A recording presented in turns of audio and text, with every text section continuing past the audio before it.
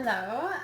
We are going to make today banana bread without measuring. You can, if you want to. You can follow along and try to write out what the quantities are that I'm saying. Approximately, look at my hair. That's okay. Something wrong with me. Anyway, so you don't have to measure everything all the time. Okay, in the baking world, you should. That's like a thing like you should. Do I? No, I don't. I don't know. I can't be bothered. So I use my hands as a good like gauge. I use my pores and little dumps. It's all good, I think. Is everything totally consistent every single time? No. But is it good every time? Yes, it is. So I just want to inspire you just to try it out. Like, you don't have to be successful every time either. Sounds like a bit of a waste of time, right? But you get used to it. Like, eventually, I don't have very many fails anymore, like, these days. So eventually you get used to just having fun, playing around, putting this in there. Like, you just understand the basic concepts behind it and the science sort of behind it, and then you just have fun with it. So we're going to do that today. We are going to start with I have a mixer here. Now, if you don't have one, totally fine. I didn't have one till like 2 or 3 years ago. My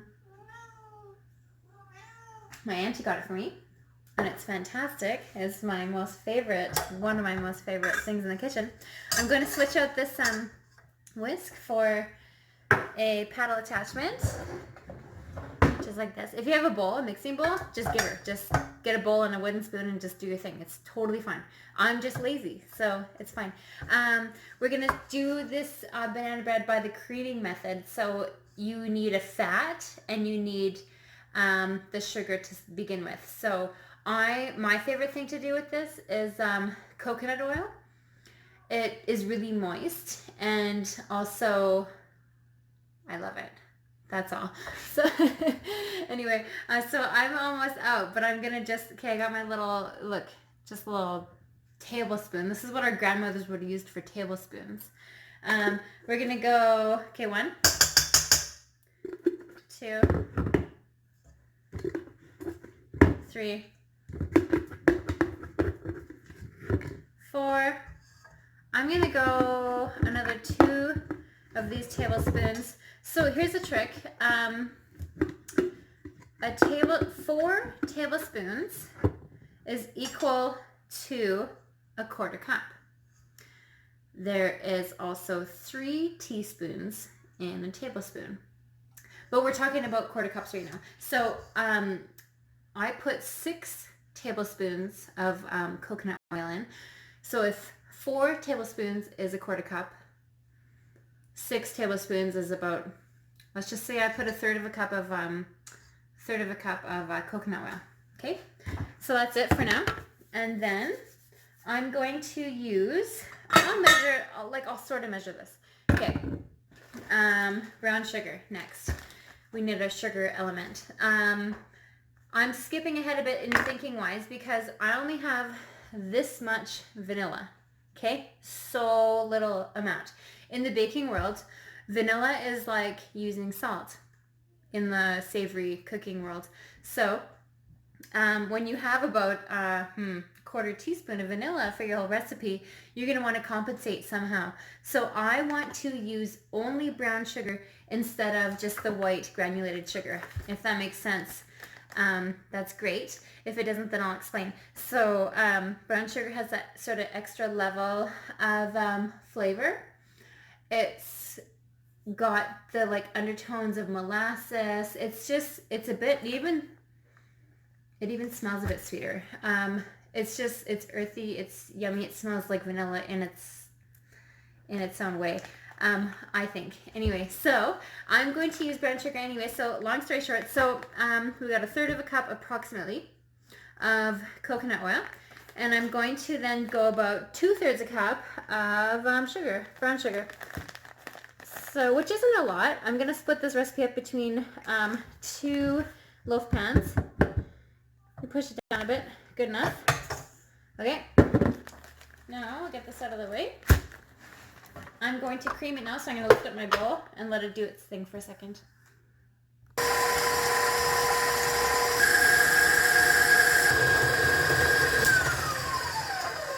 Okay, so it is done creaming. I'm going to add, normally, you know, I actually add 2 eggs. I want to add 3 this time because I just want to see. I also like, I like the extra protein added to a dish. It's not even a dish. It's like a I don't know, a snack. But I like the extra protein and the structure that it adds to it. So that's what eggs do scientifically in a dish or a meal or a product. So I'm going to add my 3 eggs. And you should technically mix them one at a time. That's the proper creaming method. Okay, 1 egg and then 2 eggs. Oh, that got a bit sloppy. Turn it on. I don't got much time for this, you know? So we just let it go. 3rd egg. Okay. And what I want to do at this point is scrape down the sides of my bowl. Get a spatula. I'll grab my spatula after, but this was closest. So anyways, scrape it down so it can mix properly with your eggs. Okay, now we're going to add our dry ingredients. And I don't bother mixing them separately. Super taboo, but I don't. We'll just see.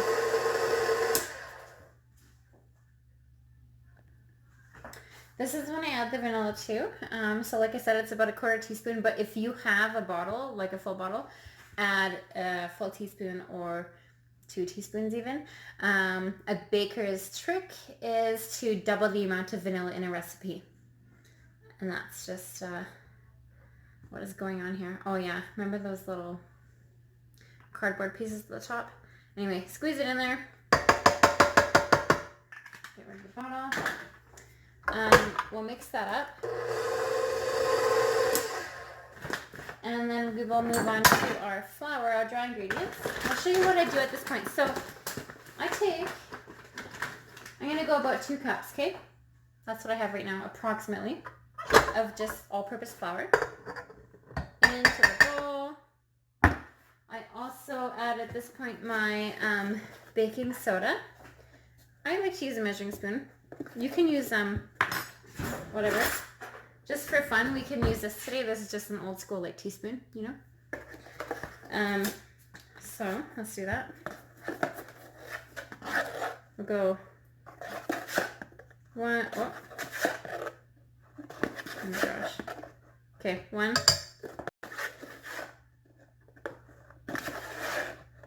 and a half teaspoons of baking soda. And I like to add some salt, of course, when you're baking. That's about a teaspoon. And honestly, that's it. Now, I'm going to pull this back up here in this bowl. We're going to mix the dry ingredients together with the wet. And then I will also add a splash of milk and a splash of vinegar. That comes next though. So, here we go.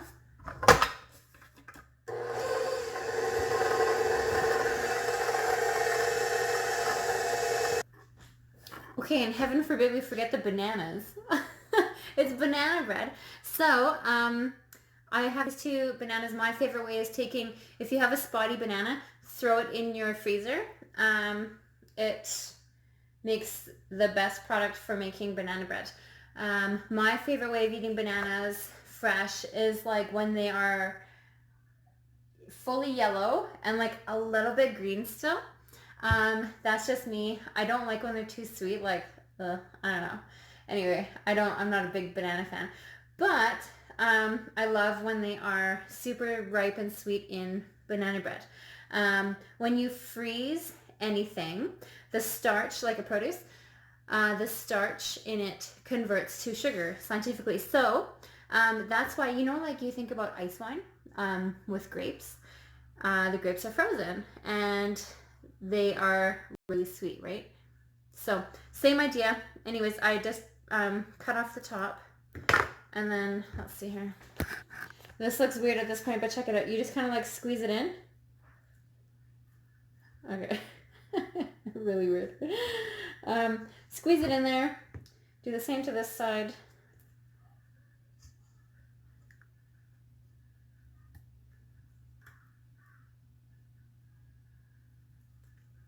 Okay. Well, turn on the mixer.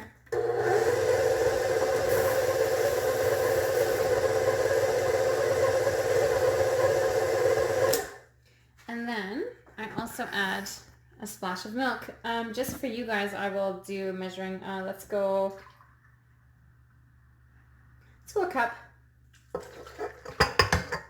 And a splash of vinegar. It's going to be about a tablespoon and a half. Turn that on.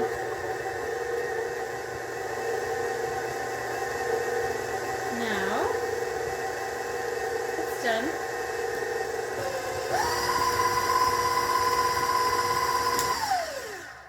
You want it to just combine, because if you overmix a banana bread or a cupcake or a cake, etc., or even a cookie, it becomes tough.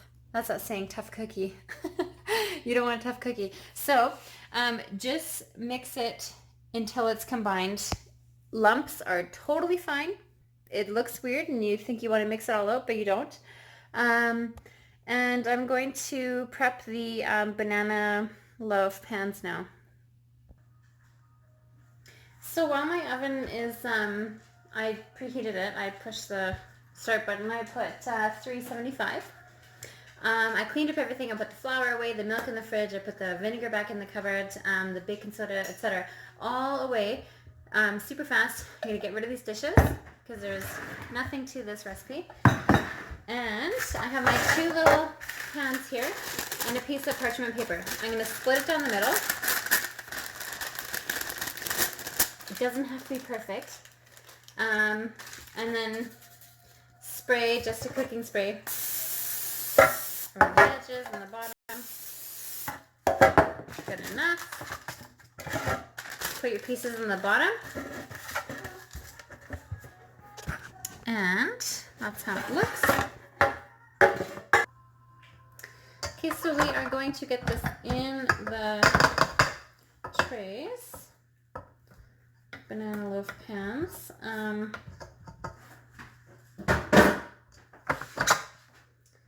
This is not my favorite spatula, but that's okay.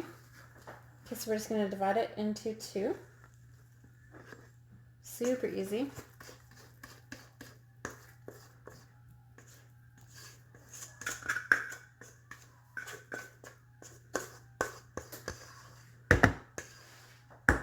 All right.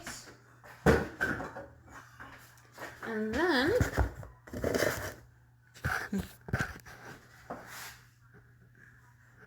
I'm going to bake them. Let's say 30 minutes right now, but I'll let you know how long it actually takes.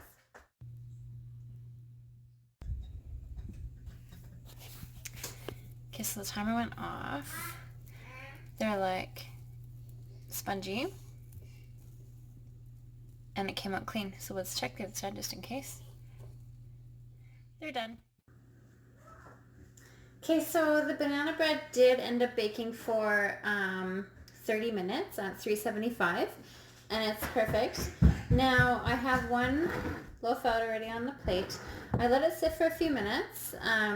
5 to 10 minutes, you want to let your baked products always sit before you try to even get them out of the pan, because you can try right away. This is a trick. You try right away and they stick and you go, oh man, like that sucks, it's sticking. But you let it sit for another few minutes, it releases. So because it shrinks, right? It's science. So anyways, it's good to go. I'm going to go like this. Whoopsies. 1 sec. That happens, right? Because we're real here. Okay, so we got the pan off, and our little piece of parchment paper, with it just helped with making it fully non-stick. It's just one of my favorite things to do. That parchment paper is a fantastic invention. Now, and you can also save parchment paper for a second time around. Not necessarily with the banana bread. It kind of gets a bit moist. Everybody loves that word these days. Anyway, but whatever. Let's just stop talking about that. Here, it's done. It's quite warm actually, so I'm going to put it down. Smells so good. So I got my 2 loaves here, and I'm also going to let this sit here. Before I slice into this, I'm going to let these loaves sit for about another 10, 20 minutes. If you can let it go for another hour, you should do that, because what happens when you slice into a baked product, bread or banana loaf or cake or whatever right away, it seizes. So you end up with this gluey, dense texture. It kind of just like, it just goes throughout the whole thing. As soon as you cut in, it just goes, and it's not how it should be. So let it sit, be patient, and slice it up and enjoy it. Time to slice. I let it rest for a bit. I'm just gonna go like this. Okay, good. Now I'm gonna cut off the end piece. I am a big fan of the end piece, but let's just show you. Oh yeah, it looks so good. I love the little like, and it's tender, I can tell.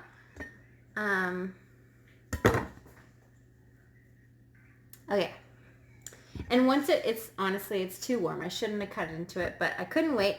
So the longer you let it sit, the better product you will have in the end, just for the record. So take a little bit of butter, and I'm going to just do a little piece here.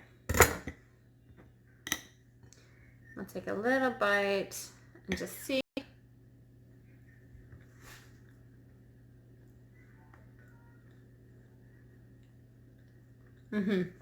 It's good, it's moist. The crumb is really nice. And it's not too sweet, which is what I like. I'm not a huge dessert person.